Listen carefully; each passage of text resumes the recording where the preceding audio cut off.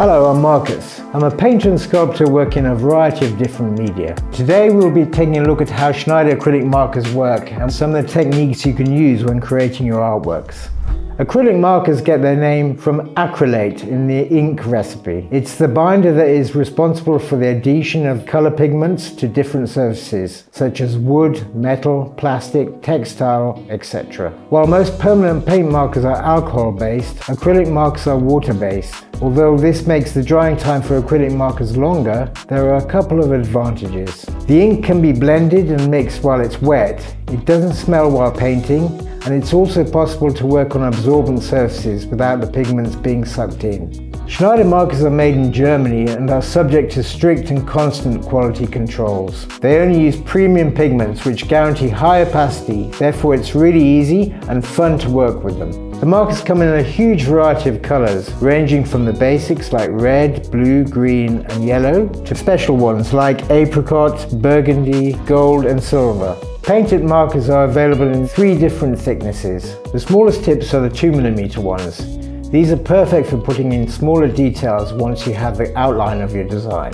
Next you have what I basically call a workhorse. It's the 4mm. They can do most of the jobs. They'll cover a large area and you can do some fairly detailed work with them, so it's the pen that you're probably going to use most. Thickest tips are 15mm wide. They're great for covering large areas. You can also use them creatively to achieve unique patterns. These acrylic markers are so-called valve markers. In order to get the pen ready for use, it must be shaken well, gently pumped until the tip is completely saturated with ink and the first lines drawn in a safe place. You can hear that there's a mixing ball inside. This way shaking allows the pigments to mix with the rest of the ink recipe inside the barrel. Since our acrylic ink behaves completely differently on each surface, please check out the rest of our video guide series for more information. Make sure to put the cap on again after using the marker so that the tip does not dry out.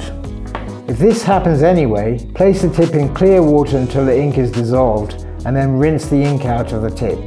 While using the markers, if the lines are starting to fade, simply repeat the activation process and pump the markers up again.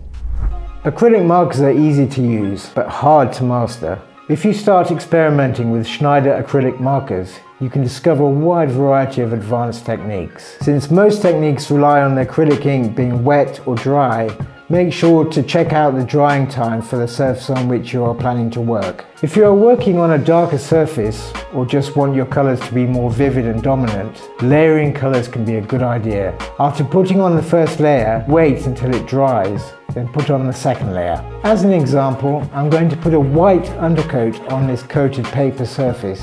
This will take about 10 minutes to dry.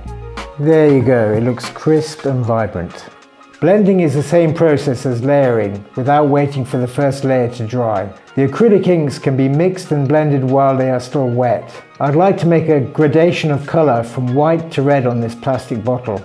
It takes the ink longer to dry on plastic compared to a surface like card, so it's perfect for blending. While it's still wet, I'm going to add more white.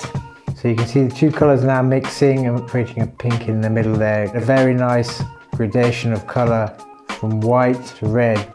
Again, experiment on different materials. You may need to add borders or outlines to your work for precision. On paper, you can easily use pencils for outlining, but on rougher surfaces such as glass, you can either settle for a 2mm thick marker, or you can go for a stencil or masking tape to make sure you don't colour outside the borders. To create some sharp outlines, you can use various methods, but here I'm going to show you how to use the edge of a piece of paper. You can mix the colours around. Okay, as you can see, the area that was masked is fairly sharp and it stands out. If you want to create a spray paint effect, you may try blowing the freshly applied wet ink with a straw.